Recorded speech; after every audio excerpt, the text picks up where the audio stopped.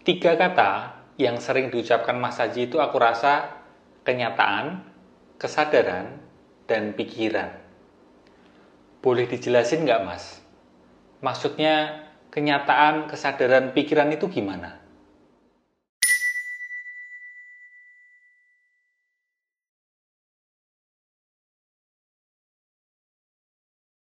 Di video ini, saya akan ajak kamu menjawab pertanyaan tadi ya. Kita bahas pelan-pelan soal kenyataan, kesadaran, dan pikiran. Ini sih agak lebih mendalam dari biasanya ya. Gak apa-apa ya. Tapi ini sebenarnya hal mendasar kalau kita mau memulihkan batin lewat jalan kesadaran.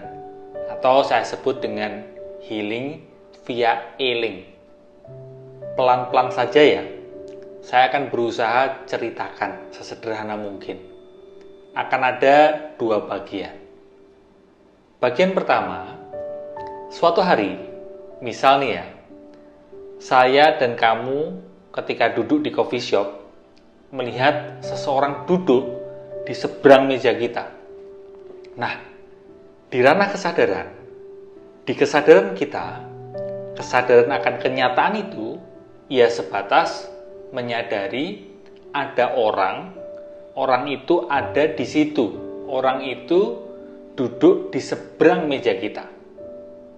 Ya sebatas itu saja. Di ranah kesadaran akan kenyataan, sebatas kita menyadari, saya dan kamu sama-sama menyadari bahwa ada orang loh itu duduk di seberang meja kita. Nggak ada pembandingan, nggak ada suka maupun nggak suka, nggak ada reaksi psikologis sedikit pun. Yang ada hanya, sekali lagi saya ulangi ya, yang ada hanya sebatas, ya orang itu ada di situ, duduk di seberang meja kita. Titik. Bicara di ranah kesadaran, siapapun sepakat akan kenyataan itu kan? Benar ya? Nggak ada yang bisa menyangkalnya. Saya, kamu, mungkin ada orang ketiga, orang keempat, orang kelima. Mereka akan sepakat menyadari bahwa ada orang di situ, duduk di meja seberang kita. Di ranah kesadaran, nggak ada keterpisahan antara satu orang dengan yang lainnya. Nggak ada keterpisahan antara diri saya dengan kamu, dengan orang ketiga, orang keempat, dan orang kelima, dan orang seterusnya. Kenapa? Karena di ranah kesadaran nggak ada si aku. Orang itu ada di situ. Orang itu duduk di seberang meja kita. Adalah kenyataan seapa adanya yang kita sadari. Akan tetapi, cerita kita mengenai orang itu sudah bukan kenyataan seapa adanya orang itu. Bisa dipahami ya, pelan-pelan saya akan bagikan maksudnya gimana. Karena dalam menceritakannya, masing-masing dari kita, saya dan kamu, akan diikuti memori, kenangan, asumsi, emosi terkait orang itu. Maka kita jadi nggak lagi benar-benar menyadari kenyataan seapa adanya orang itu. Jadi ternyata orang itu adalah teman kita berdua. Sehingga saya menceritakan mengenai orang itu tentu berbeda dengan kamu menceritakan mengenai orang itu. Kenapa berbeda? Karena pengalaman masa lalu saya bersama orang tersebut, yaitu teman kita itu, tentu pengalaman masa lalu saya berbeda dengan pengalaman masa lalumu bersama dengan orang itu. Misal, kalau dari sisi saya menceritakan mengenai orang itu, wah dia itu dulu baik, tapi sekarang enggak. Tapi berbeda dengan dirimu menceritakan mengenai orang itu. Barangkali dirimu bercerita bahwa dia itu lebih baik daripada dulu, ya.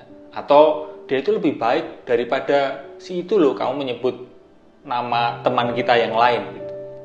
Nah, mungkin orang ketiga akan juga menceritakan yang berbeda karena dia juga punya pengalaman masa lalu bersama orang tersebut. Mungkin orang ketiga menceritakan, berkomentar, aku lebih suka dia daripada si itu. Orang keempat mungkin akan menceritakan, dia itu pemalas. Orang kelima mungkin menceritakan, dia itu nyebelin banget, dia hutang sama aku sampai sekarang belum dibayar, belum dilunasin, dan seterusnya. Orang kesekian, mereka akan punya cerita sendiri mengenai orang itu di kepalanya masing-masing. Itu semua, kalau kita mau telusuri, itu semua adalah konsep di pikiran kita masing-masing. Bisa dipahami ya sampai sini ya. Konsep di pikiran itu bukanlah kesadaran. Tentu bukan kenyataan seapa adanya. Tapi itu semua cerita, narasi di pikiran adalah konsep di pikiran kita masing-masing.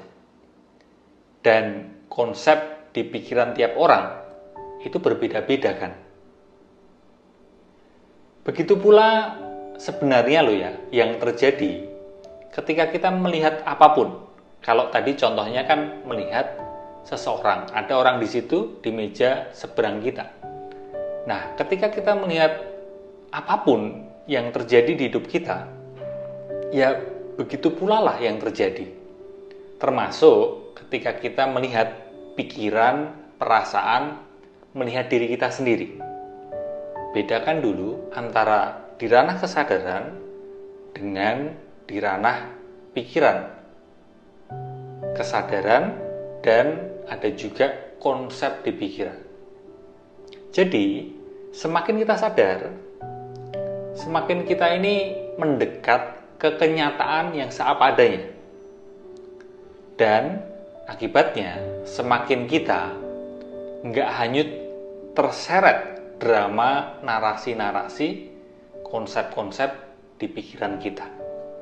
Apakah drama, narasi-narasi di pikiran lalu hilang?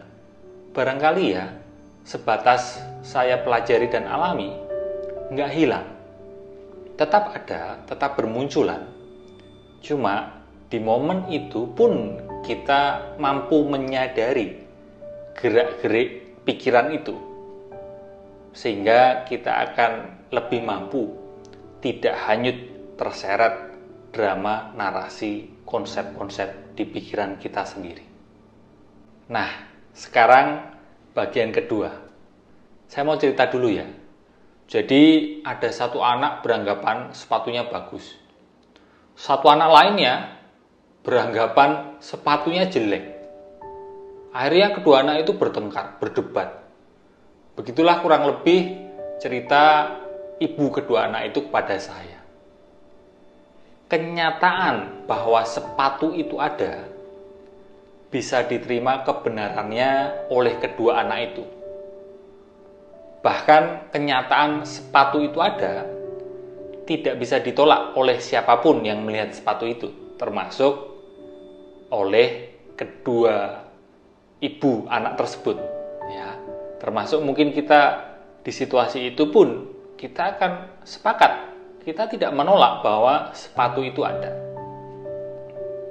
Tapi penilaian mengenai sepatu itu bagus atau jelek, suka atau enggak suka dengan sepatu itu dibandingkan dengan sepatu lainnya, ingatan atau bayangan dan perasaan terkait sepatu itu adalah reaksi psikologis di dalam masing-masing anak atau di dalam masing-masing orang yang melihat sepatu itu. Atau konsep di pikiran, seperti yang sudah kita pelajari tadi sebelumnya, bahwa konsep di pikiran itu bukanlah kenyataan seapa adanya. Yang satu percaya sepatunya bagus, sedangkan satunya percaya sepatunya jelek, sehingga berdebat, konflik. Seringkali loh ya, seringkali kita ini menertawakan anak kecil yang bertengkar sampai sebegitunya hanya karena sepatu. Ya kan? Hanya karena punya konsep di pikiran yang berbeda terkait sepatu, maka kedua anak kecil itu berantem. Padahal kita yang bukan lagi anak kecil, yang katanya sudah dewasa, bisa jadi juga masih sering bertengkar hebat. Bahkan lebih hebat dibandingkan pertengkaran antar kedua anak itu. Hanya karena kita ini punya konsep di pikiran yang berbeda terkait suatu hal.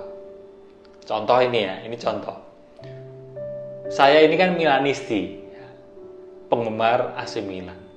Buat seorang penggemar AC Milan, konsep tentang AC Milan itu menang. Bahkan percaya bahwa AC Milan pasti menang. Dan selalu menang. Buat saya, ya sebagai Milanisti, itu bisa diterima. Tapi tentu saja, buat seorang bukan penggemar AC Milan, misal ini ya, penggemar Juventus atau penggemar Inter Milan, konsep tentang AC Milan menang, percaya AC Milan pasti menang, itu buat mereka itu nggak bisa diterima, alias ya ditolak konsep itu. Begitu pula dengan misal seorang penggemar Manchester United ya, konsep tentang MU menang, percaya bahwa MU pasti menang, itu ya buat penggemarnya bisa diterima. Tapi buat seseorang yang bukan penggemar MU, misal penggemar Liverpool, konsep tentang MU menang dan percaya MU pasti menang, tentu saja itu nggak bisa diterima alias ditolak. Begitu pula yang terjadi di banyak hal lainnya loh. Apa yang sebatas kita percaya, apa yang orang-orang pada percaya itu kan berupa konsep-konsep di pikiran. Bukanlah kenyataan seapa adanya. Tentu belum tentu benar, relatif. Sampai sini bisa dipahami? Jadi ya karena belum tentu benar, relatif. Jadi kita ini nggak perlulah ribut tengkar sampai sebegitunya, hanya karena perbedaan konsep di pikiran. Atau sebenarnya, ini renungan buat kita semua. Atau sebenarnya kita ini manusia-manusia yang merasa dewasa, tapi kenyataannya masih kekanak-kanakan. Bahkan kita ini barangkali lebih kekanak-kanakan dibanding anak-anak. Sekian Muda Rasa kali ini. Kalau video ini berguna untukmu, silahkan share ke teman dan keluargamu yang siapa tahu juga membutuhkannya ya. Mau subscribe, mau nanya-nanya dan cerita-cerita di komen, boleh banget loh ya. Semoga kita semua bisa menerima kenyataan seapa adanya ya. Terima kasih.